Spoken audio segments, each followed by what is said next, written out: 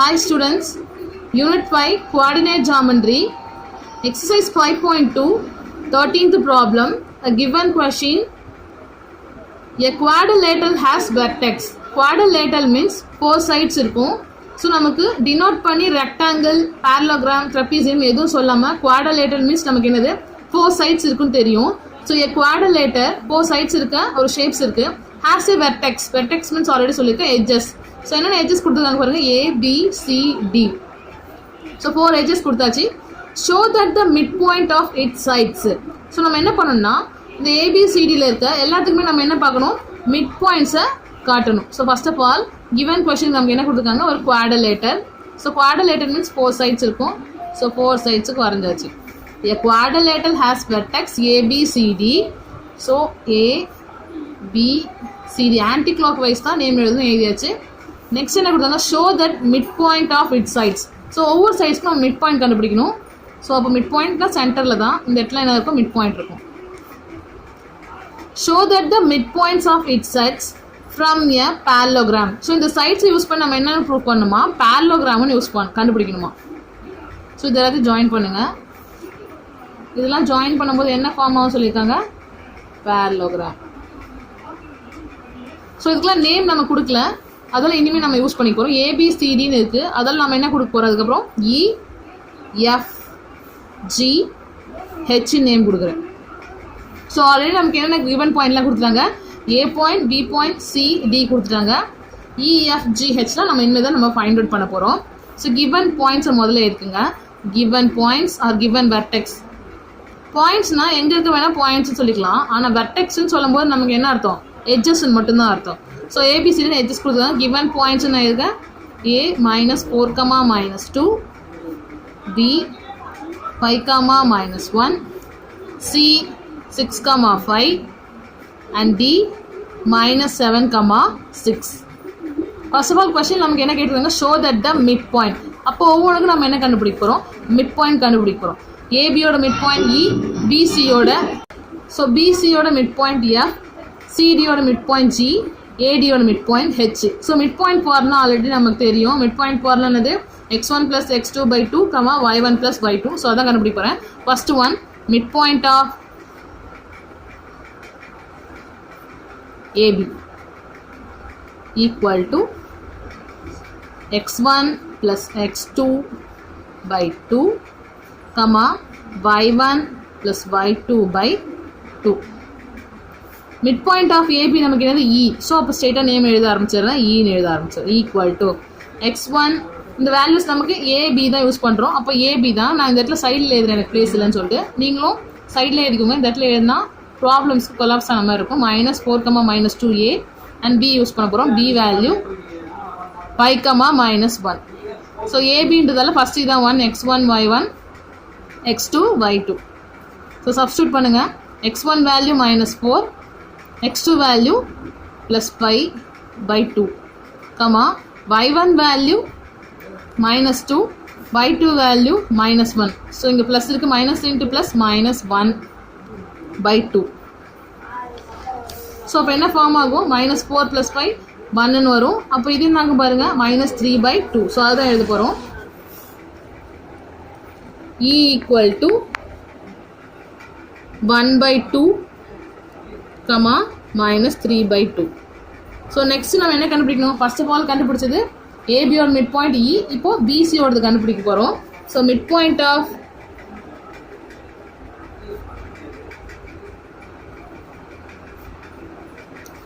BC equal to same formula தான் use பண்ண போகிறதால எல்லா இடத்துலையும் யூஸ் பண்ணல, ஒன் டைம் யூஸ் பண்ணுறேன். பியோட வேல்யூ நமக்கு கிவன் கொஷனில் கொடுத்துருக்குது 5, -1. அண்ட் நெக்ஸ்ட் நமக்கு என்ன கொடுத்துருக்காங்க, சியோட பாயிண்ட் 6, 5. ஸோ B தான் ஃபர்ஸ்ட் இருக்கிறதால x1 y1 x2 y2ன்னு கொடுத்துட்டேன். ஸோ அப்போ சப்ஸ்டியூட் பண்ணுங்கள். x1 + x2 அப்போ என்ன ஆகும், 5 + 6/2, y1 + y2 -1 + 5/2 equal to 5 + 6 11/2, -1 + 5 4 biggest number symbol plus.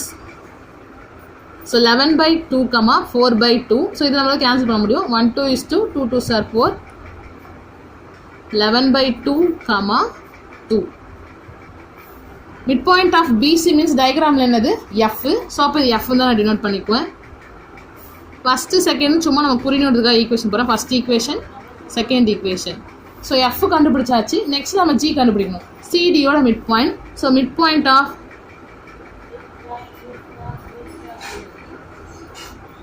CD. C and D தான் யூஸ் பண்ணுறோம். C given question நமக்கு என்ன இருக்கு பாருங்கள் 6,5. D நமக்கு என்ன இருக்குது பாருங்கள் -7,6. ஸோ அப்படியே x1 y1 x2 y2. So substitute பண்ணுறேன். 6 - 7/2, y1 5 + 6/2 equal to -1/2, 11/2. கேன்சல் பண்ண முடியாது. இதுக்கப்புறம் சிடியோட மிட் பாயிண்ட் என்னது நமக்கு G. ஸோ அப்போ G டினோட் பண்ணிக்க வேண்டாம். இதுக்கப்புறம் இதை கேன்சல் பண்ண முடியாது, அப்படியே வச்சுக்கோங்க. Third equation. நெக்ஸ்ட் ஒன் நம்ம என்ன கண்டுபிடிக்கணும்? ஏபி கண்டுபிடிச்சாச்சு, பிசி கண்டுபிடிச்சாச்சு, சிடி கண்டுபிடிச்சாச்சு. நெக்ஸ்ட் என்ன கண்டுபிடிக்கணும்? ஏடி, ஹெச் தான் கண்டுபிடிக்க போகிறோம். So mid point of AD, mid point of AD equal to, so ஏவோட வேல்யூ கிவன் கொஷினில் -4, -2 அண்ட் டியோட value -7, 6. So x1 y1 x2 y2. So x1 y1 அப்படியே ஸ்ட்ரெயிட்டாக இருக்கிறத யூஸ் பண்ண போகிறோம். -4 -7 ஃபார்முலா ஃபுல்லாகவே ப்ளஸ்ன்றதால அங்கே என்ன சிம்பிள் இருக்கோ அப்படியே ஸ்ட்ரெயிட்டாக போட்டுக்கோங்க. y2, y1 y2 -2 + 6/2 equal to, ரெண்டுமே மைனஸில் இருக்குது. அப்போ ஆட் பண்ண நமக்கு என்ன இருப்பது -11/2. ஒரு ப்ளஸ் ஒரு மைனஸ் சப்ராக்ட் பண்ணுங்கள். 4/2 பிகஸ்ட் நம்பரோட simple plus 1 2 is 2 2 2s are 4. ஏடியோட மிட் பாயிண்ட் வந்து G, சாரி ஹெச். இப்போ ஹெச் தான் கொடுக்க போகிறோம். H equal to -11/2, 2. Fourth equation. Question நம்ம என்ன கண்டுபிடிக்க சொல்லியிருக்காங்க பாருங்கள். Show that the mid points of its sides. So ஒவ்வொரு சைட்ஸ்க்கு மிட் பாயிண்ட் கண்டுபிடிக்கணும். அப்போ நம்ம கண்டுபிடிச்சிட்டோம் EFGH. ஸோ இது எல்லாத்தையும் கண்டுபிடிச்சி என்ன பண்ணணும்னு சொல்லியிருக்காங்க பாருங்கள். Show that mid points of its sides from a parallelogram. So இது நம்ம என்னன்னு சொல்லணும்? பேரலோகிராம்னு சொல்லணும். ஸோ 4 சைடில் இருக்க எல்லாமே பேரலோகிராம் ஆகிடாது. பேரலோகிராம் நமக்கு என்ன கண்டிஷன் ஆகணும்? Rectangle same condition, opposites are equal. So இதுதான் நம்மளோட பேரலோகிராம். இந்த சைட்ஸில் 4 சைடு இருக்குது. அப்போ நம்ம என்ன பண்ணணும்? ஆப்போசைட்ஸ் ஆர் ஈக்குவல். இங்கேருந்து நமக்கு ஆல்ஃபபெட்டிக் ஆரம்பிக்குது EFGHன்னு. ஸோ அதுலேருந்து பார்க்குறேன் இந்த 2 சைடும், அதுக்கப்புறம் இந்த 2 சைடு நமக்கு என்னவாக இருக்கும்? ஈக்குவலாக இருக்கும். ஸோ நம்ம எதை யூஸ் பண்ணி லென்த்தை கண்டுபிடிக்கிறோம்? நம்ம இது வரைக்கும் ஸ்லோப்ஸ் யூஸ் பண்ணி தான். ஸோ ஸ்லோப்ஸ் ஈக்குவலாக இருக்கா பாருங்கள். EFக்கும் GHக்கும், அதே மாதிரி FGக்கும் EHக்கு கண்டுபிடிக்க போகிறேன். ஸோ நெக்ஸ்ட் அந்த ஸ்டெப்ஸ் தான். So first one, so slope கண்டுபிடிக்கிறதுக்கு முன்னாடி நம்ம கண்டுபிடிச்ச மிட் பாயிண்ட் EFGHலாம் ஒரு இடத்துல எழுதிட்டேன். ஸோ அப்போ தான் நமக்கு டிஃபிகல்ட்டாக இருக்கிறது தேடும் போது. ஸோ EFGH எழுதியாச்சு. இதுக்கப்புறம் நம்ம ஸ்லோப் ஆஃப் எல்லாத்துக்குமே கண்டுபிடிக்கணும், 4 சைட்ஸுக்குமே. ஸோ கண்டுபிடிக்கலாம். First one slope of EF கண்டுபிடிக்க போகிறோம். ஸோ EF நம்ம கண்டுபிடிச்ச மிட் பாயிண்ட் எழுதிட்டேன். ஸோ ஃபார்முலா நமக்கு என்ன? ஸ்லோப்புக்கு y2 - y1 x2 - x1. So இந்த ப்ராப்ளத்தில் நான் முதல்ல ஸ்லோப் இப்போ தான் யூஸ் பண்ணுறேன். அதில் ஃபஸ்ட்டு நான் ஒன்று எழுதிப்பேன். இதுக்கப்புறம் நான் எல்லாத்துக்கும் ஸ்ட்ரெயிட்டாகவே சப்ஸ்டியூட் பண்ணிப்பேன். ஸோ EF தான். க்கு அப்போ எல்லாம் 1 கொடுங்க, x1 y1, Fக்கு x2 y2 கொடுங்க. ஸோ இதுக்கப்புறம் நம்ம சப்ஸ்டியூட் பண்ணலாம். y2 value 2 minus y1 value -3/2. So -3/2 minus plus ஆகிடும், ப்ளஸ் 3/2 சேஞ்ச் ஆகிடும். பை x2ஓட value 11/2 minus x1 value 1/2. So ப்ளஸ்ன்றதால அப்படியே ப்ளஸ் இன்ட்டு மைனஸ் மாறிடும். ஸோ இதுக்கப்புறம் கவனிங்க, நமக்கு பேஸ் கரெக்டாக இருந்தால் நியூமரேட்டரும் நமக்கு எப்படி இருக்குது? இந்த மாதிரி ஒரு ஜென்ரல் நம்பர், ஒரு ரேஷனல் நம்பர் இருக்குது. இது ரெண்டுமே ரேஷனல் நம்பர் இருக்குது. அது பை ஈக்குவலாக இருக்குது. ஸ்ட்ரைட்டாகவே போட்டலாம். அப்போ நியூமரேட்டர் மட்டும் தான் நம்ம என்ன பண்ண போகிறோம்? மாற்ற போகிறோம். ஸோ இங்கே 2 இருக்குது, இங்கே 2 இல்லை. அப்போ என்ன பண்ணுங்கள்? நியூமரேட்டர் டினாமினேட்டர் 2ஆல் மல்டிப்ளை பண்ணுங்கள். அப்போ என்ன ஆகும்? 2 × 2/2 + 3/2 பை. ஸோ ஆல்ரெடி இது ஈக்குவலாக தான் இருக்குது. அப்போ ஸ்ட்ரைட்டாகவே போடலாம். மேலே 11 - 1 இருக்குது, 10/2. இதுக்கு ஈக்குவலாக மாறிடுச்சா? அப்போ என்ன பண்ணலாம்? 4/2 + 3/2 பை 10 இருக்கா? பை கீழே பை இந்த என்ன பண்ணும்? தலைக்கீழே பண்ணுமா? ஸோ இது ஃபுல்லாக அப்படியே இருக்கும். இன்ட்டு 10/2. ஸோ இது ஒரே மாதிரி தான் இருக்குது. அப்போ மேலே ஆட் பண்ணிங்கன்னா 4 + 3 7/2 இன்ட்டு இப்போ ஒரே வேல்யூவாக மாறிடுச்சு. ப்ராக்கெட் எடுத்துருங்க 10/2. 1 2 is 2 சாரி 10/2 நமக்கு என்ன ஆகும் 2/5 மாறும், தலைக்கீழே மாறும். 2/10 7/2 இன்ட்டு 2/10. ஸோ 2 2 கேன்சல் ஆகிடும். பேலன்ஸ் வேல்யூ 7/10 தான் இருக்கும். 7/10. ஸோ ஆல்ரெடி 4th ஈக்குவேஷன் எதுக்கு எழுதியாச்சு. 5th ஈக்குவேஷன் ஸ்லோப் கண்டுபிடிச்சாச்சு. நெக்ஸ்ட் ஒன் நம்ம என்ன பண்ண போகிறோம், slope of EF. So next slope of என்ன கண்டுபிடிக்கணும், EF FG கண்டுபிடிக்கணும். So slope of FG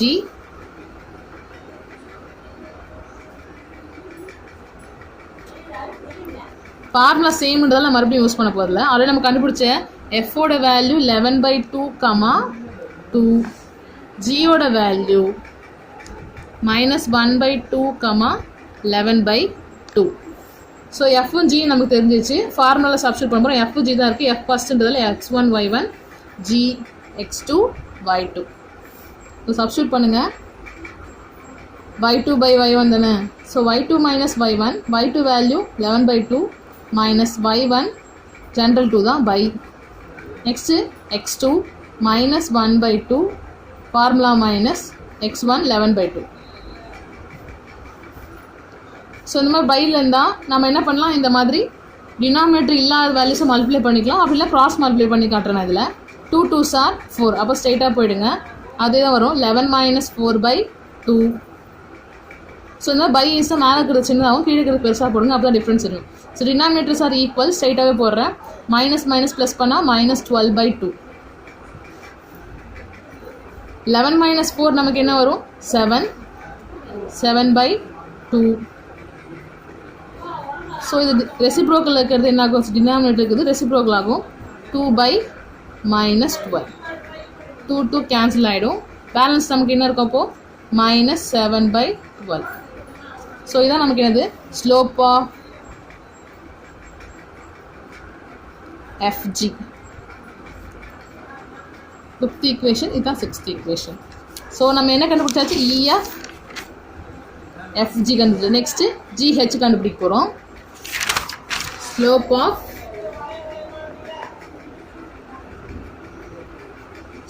of GH. So ஜியோட வேல்யூ நம்ம ஆல்ரெடி ஃபைண்ட் அவுட் பண்ணியிருக்கோம். ஜி வேல்யூ நமக்கு -1/2, 11/2. Next ஹெச்சோட value -11/2, 2. Same y2 - y1 தான் யூஸ் பண்ணுவோம். x1 y1 x2 y2. So இதில் பாருங்கள் y2 - y1 தானே formula. 2 - 11/2 divided by x2 - x1. So ஸ்ட்ரைட்டாக இருக்குது -11/2 ஃபார்முலா மைனஸ் இங்கே x1ல ஒரு மைனஸ் இருக்குது +1/2. ஸோ ஸ்மாலஸ்ட் நம்பர் தான் இருக்குது. நான் ஸ்ட்ரைட்டாக என்ன பண்ண போகிறேன், ரெசிப்ரோக்கல் தான் பண்ண போகிறேன். So reciprocal 2 2s are 4. 4 - 11/2 by denominators are equal. ஒரு மைனஸ் ஒரு ப்ளஸ், அப்போ என்ன ஆகும் -10/2 equal to 4 - 11 7, biggest number simple -7/2. So இது என்ன ஆகும், டினாமினேட்டர் இருக்குது ரெசிப்ரோக்கல் ஆகுமா, -10/2 2/-10 சேஞ்ச் ஆகிடும். 2 2 கேன்சல் ஆகிடும். மைனஸ் கேன்சல் ஆகிடும். ஸோ பேலன்ஸ் என்ன ஆகும் 7/10 ஃபார்ம் ஆகும். So slope of GH equal to 7/10. So நம்ம எதுக்கு பார்த்துருக்கோம் 5 6.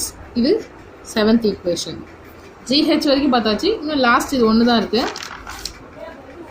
GH ஃபைண்ட் அவுட் பண்ணியாச்சு. HE ஃபைண்ட் அவுட் பண்ண போகிறோம். ஸோ ஆல்ஃபபெட்டிக் ஆர்டர் படி EH தான் வரணும். So slope of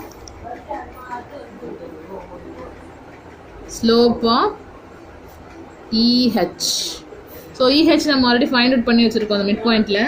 ஈயோட value 1/2, -3/2 and ஹெச்சோட value -11/2, 2. x1 y1 x2 y2. Same formula தான் இதை யூஸ் பண்ண போகிறோம். y2 value 2, y1 value -3/2.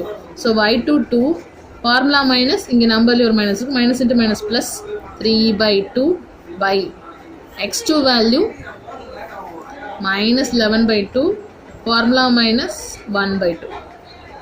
So ஒரு ஜென்ரல் நம்பர், ஒரு ரேஷனல் நம்பர் இருக்குது, கிராஸ் மல்டிப்ளை பண்ணுங்கள். 2 2s are 4 + 3/2. இந்த நம்பர் அப்படியே தான் இருக்கும். இங்கே மட்டும் 2 இல்லை, கிராஸ் மல்டிப்ளை பண்ணியாச்சு. டினாமினேட்டர் கீழே ஆல்ரெடி ஒரே மாதிரி தான் இருக்குது. மைனஸ் மைனஸ் ப்ளஸ் பண்ணுவேன். அப்போ எனக்கு என்ன ஆகும்? -12/2 ஈக்குவல் டு 4 + 3 7/2 இன்ட்டு, ஸோ இது ரெசிப்ரோக்கல் பண்ணுங்கள், 2/-12. 2 2 கேன்சல் ஆகிடும். Balance -7/12. Slope of EH. 7th equation, 8th equation. So question நம்ம என்ன கண்டுபிடிக்க சொல்லியிருந்தாங்க? Mid point of ABCD find out பண்ணியாச்சு எல்லாத்தையுமே. ஸோ நெக்ஸ்ட் நம்ம என்ன கண்டுபிடிக்கணும்? பேரலோகிராமான்னு ஃபைண்ட் அவுட் பண்ணோம். பேரலோகிராம் கண்டுபிடிக்க ஸ்லோப் கண்டுபிடிச்சோம். ஸோ என்னெல்லாம் ஸ்லோப் கண்டுபிடிச்சோன்னு பாருங்கள். First one EF, FG, GH and EH. So parallelogram சொன்னோம், ஆப்போசைட்ஸ் ஆர் ஈக்குவல் சொல்லணும். ஸோ டயக்ராமில் நமக்கு இப்படி தான் இருக்குன்னு வச்சுக்கோங்க. EFGH.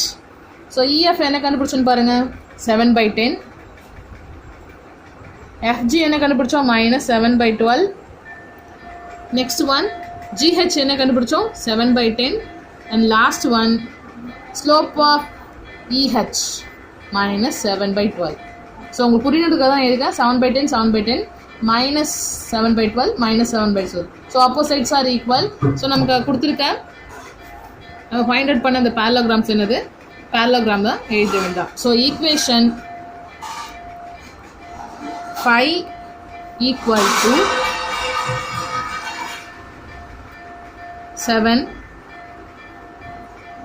அண்ட் நெக்ஸ்ட் ஒன் நமக்கு என்னது?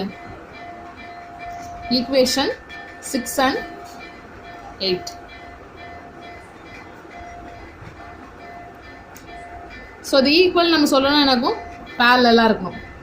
EF parallel to GH. Next one FG parallel to EH. So நம்ம ப்ரூவ் பண்ணியாச்சு. hence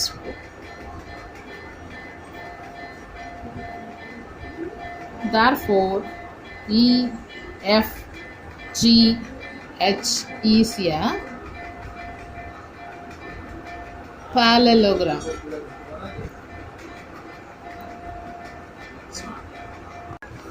Homework problem 12th questionல A question.